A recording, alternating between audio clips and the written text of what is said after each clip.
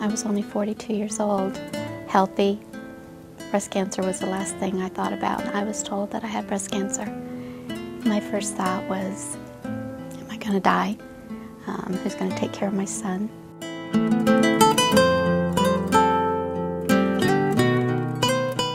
My first time I had insurance. I didn't have to worry about the financial part. In 2004 was my second diagnosis.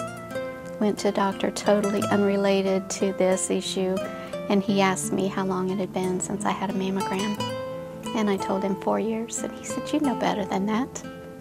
I said, "I do, but I have no money to get a mammogram."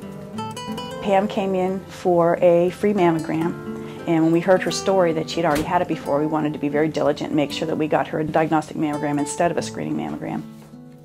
Cancer Services has been in existence for 49 years, and we are advocates for local cancer patients. We do whatever we can to lighten the burdens of illness, whether that was financial assistance for prescriptions, transportation, home health care equipment, or just being there to hold their hand. I didn't want to come here. My first thought was, I don't have the money to have anything done, and I'm sure they're not going to pay for everything, but I knew at that point I had no choice. I had a son, I had grandkids, my dad was still living, and I knew I wanted to live, so I needed to do whatever I needed to do to make that happen. And it was actually the second time she walked through the door that was more memorable. She came in and I gave her a big hug to see how she was doing and everything, and "How you doing?" And she said, "Well, Jennifer, I think I'm going to have to file for medical bankruptcy." And I said, "That is not an option." Fortunately, I walked away from another mastectomy, follow-up visits, and I did not pay 1 cent. Thanks to the funding from Susan G. Komen that provides mammograms here and with Cancer Services, I'm alive today that now I can help other women that are facing the same situations and letting them know that they don't have to worry about the money either.